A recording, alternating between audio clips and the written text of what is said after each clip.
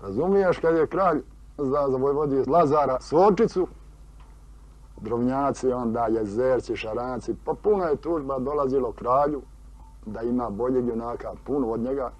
Kralj jedan put, kad to sve vidi, naredi da se skupi masa na jezera kod Žabljaka, dođe i vojvoda Lazar i onda učine krug oko njega i vojvoda Lazar i kralj naredi vojvodi Lazaru, dođi kod mene. On je došao kod njega, skinuo mu je grb i kapu i bacio među masu. I kazao, ko je bolji junak od vojvode Lazara, neka slobodno primi grb i sretan mu bio. Nikad nije smio da se usuli da primi grb.